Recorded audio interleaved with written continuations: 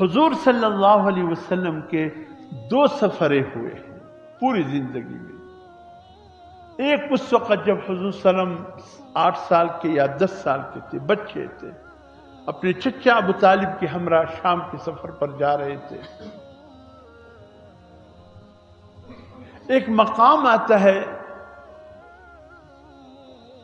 جہاں قافلے والے شدید موسم گرما میں درخت کے نیچے آرام کرتے تھے۔ اس مقام پہ ایک گرجا تھا، اس گرجے میں ایک پادری رہتا تھا۔ اتفاق کی بات ہے جب یہ قافلہ ابو طالب کی قیادت میں اس درخت کے قریب پہنچا تو یہ گرجا کبھی نہیں کھلا تھا، کسی مسافر قافلے کے لیے نہیں کھلا تھا۔ لیکن آج جب یہ قافلہ اس درخت کے قریب پہنچا جس میں حضور صلی اللہ علیہ وسلم کی عمر مبارک 10 سال تھی، وہ گرجے کا دروازہ کھل گیا۔ لوگ حیران ہو گئے کہ ہم نے کبھی زندگی میں اس گرجے کا دروازہ کھلتے ہوئے نہیں دیکھا۔ اس میں ایک راہب رہتا تھا، بحیرہ نام کا ایک راہب تھا۔ اس نے ایسا انجیل اٹھایا ہوا تھا اور قریب آیا، انجیل اٹھا کر اس درخت کے قریب آیا، ایک ایک کو انجیل پڑھ رہا تھا، ایک ایک کو دیکھ رہا تھا، انجیل پڑھ رہا تھا، ایک ایک کو دیکھا، انجیل پڑھ رہا تھا، ایک ایک کو دیکھ رہا تھا۔ اچھا، اس سفر میں چونکہ ابو طالب ہم رہے، اس لیے حضور صلی اللہ علیہ وسلم بھی ایک درخت کے سائے میں سوئے تھے۔ اس وقت عمر مبارک 10 سال تھی۔ وہ آ کر حضور صلی اللہ علیہ وسلم کے سامنے 10 سال کی عمر کے بچے کے سامنے رک گئے۔ رکنے کے بعد اس نے کہا، اس بچے کے ساتھ کون ہے؟ ابو طالب نے کہا کہ میں اس کا چچا ہوں، یہ میرا بھتیجا ہے۔ تو آپ کہاں جا رہے ہیں؟ کہ ہم ملک شام جا رہے ہیں۔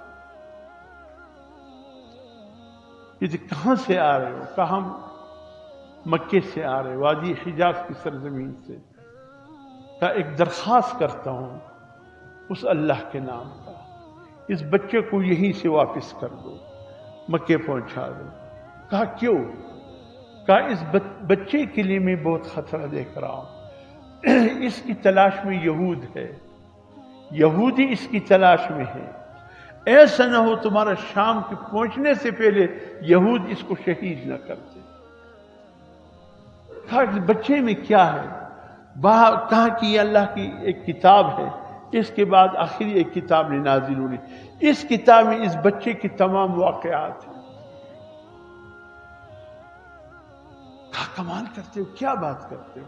کہا آ جاؤ دیکھو، اس درخت کا سایہ کہاں ہے؟ جب تم سوئے تھے سایہ اس طرف تھا؟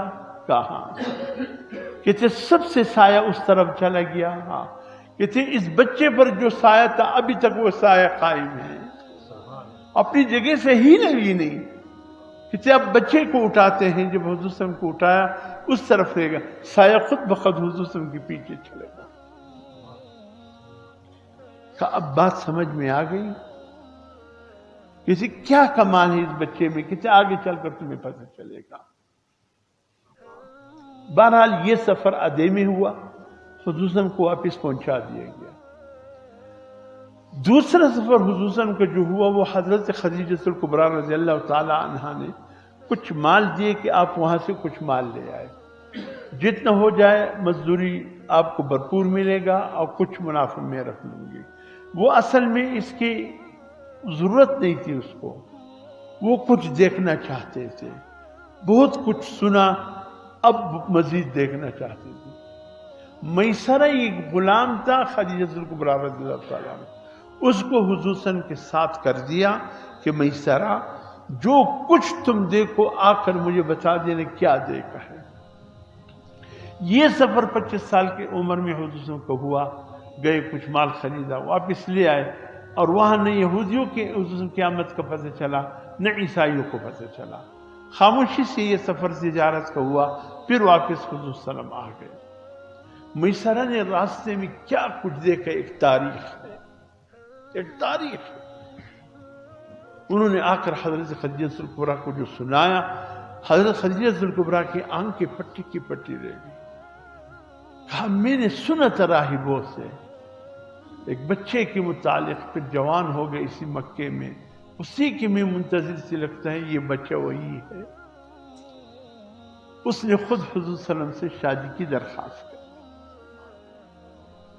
حضور صلی اللہ علیہ وسلم حیران ہوئے کہ میں تو ایک یتیم بچہ ہوں اور بظاہر میرے پاس کیا ہے، انکار کرتا ہوں تو بھی حیران، اقرار کرتا ہوں تو بھی حیران.